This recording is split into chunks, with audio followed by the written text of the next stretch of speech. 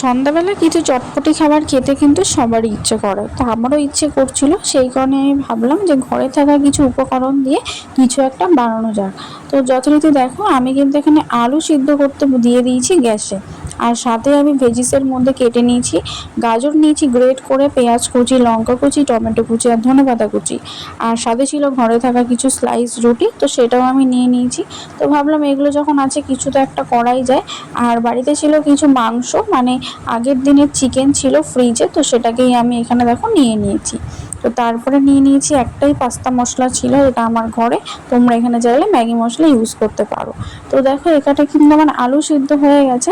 আলু সিদ্ধ করার পর আলু এবার আমি তুলে নেব।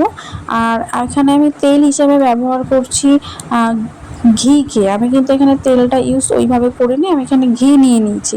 তো দেখো এখানে কিন্তু আমার আলু সেদ্ধ হয়ে গেছে। এবার এটাকে আমি তুলে নিয়েছি। তুলে নিয়ে এটাকে আমি করব ম্যাশ। তো আলুটা তোমরা এইভাবেই একটু সিদ্ধ করে নেবে, তারপর একটু ম্যাশ করে নেবে।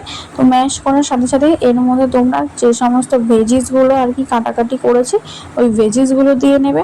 সাথে হচ্ছে যে তোমাদের বাড়িতে যদি মাংস থাকে বা তোমরা সদ্যজাত মানে সদ্য আর কি চিকেনটাও নিতে পারো। আমার যেহেতু সদ্যজাত ছিল না, আগের দিনে চিকেনটা ফ্রিজে ছিল, ওটাকে আমি নিয়ে নিয়েছি। আর তারপরে যে সমস্ত ভেজিস আমি কেটে নিয়েছিলাম সেগুলোকে এখন দিয়ে দেবো ওই আলুর মধ্যে। আর এখানে তোমরা সেরকম মশলাপাতির মধ্যে তোমরা শুধু এখানে নুনটা ইউজ করতে পারবে পরিমাণ মতো।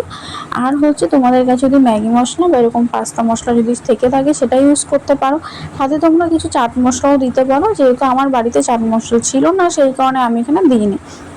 তো দেখো এখানে কিন্তু সমস্ত উপকরণ দিয়ে আর মশলাপাতি যা ছিল সমস্ত কিছু দিয়ে এবার আমি ভালো করে ওটাকে মেখে নিচ্ছিলাম। কারণ তুমি যদি এটা না মাখো তাহলে কিন্তু ঠিক মতো হবে না। তো যাই হোক, এখানে দেখো মশলাপাতি দিয়ে আমি কিন্তু এখানে মাখার কাজে বসে গেছি। আর তোমরা যদি এরকম ভিডিও আমার চ্যানেলে দেখতে চাও তাহলে সেটা অবশ্যই আমাকে কমেন্ট করে জানিও। আর তোমরা এরকম একটা রেসিপি কিন্তু বাড়িতে বানিয়ে খেতেই পারো, দেখবে অবশ্যই ভালো লাগবে।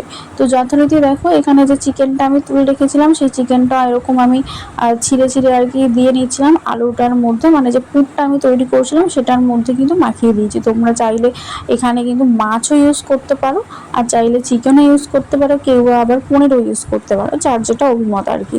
তো আমার কাছে যেগুলো ঘরে যেগুলো ছিল সেগুলো দিয়েই কিন্তু আমি এটা করে নিয়েছি। তো দেখো তোমাদের সাথে কথা বলতে বলতে আমার কিন্তু পুরটা পুরো রেডি হয়ে গেছে। তো তারপরে আমি নিয়ে গেছিলাম এখন স্লাইস রুটিগুলো। একটা স্লাইস রুটির উপর এভাবে আমি পুরটা দিচ্ছিলাম আর তার উপরে এইভাবে আমি আটকে দিচ্ছিলাম। তো এইভাবে করে করে যে কটা তোমরা স্লাইস করতে চাও সে কটা স্লাইস করে নিতে পারো। তো দেখো এখানে কিন্তু তোমাদের সাথে কথা বলতে বলতে আমাদের কিন্তু অনেকগুলো স্লাইস রেডি হয়ে গেছে। এবার হচ্ছে ভাজাভাজির পালা। যেহেতু আমাদের বাড়িতে গরম তাওয়া ছিল না, ওই কারণে আমি তাওয়াটা ইউজ করি, তোমরা যদি পারো তাওয়াতেই করো। তো এখানে আমি কড়াইয়ের মধ্যে প্রথমে ঘিটা দিয়ে নিয়েছি আর কি, গরম ঘি অল্প করে। আর তোমরা কিন্তু এখানে অল্প ঘিটা ইউজ করো। তো তারপরে দেখো আমি কিন্তু ফার্স্টে ঘিটা বসিয়ে দিয়েছিলাম। আর যেহেতু আমি প্রথমে একটু অল্প ঘি দিয়েছিলাম ওই কারণে একটু নিচটা লেগে গেছিলো।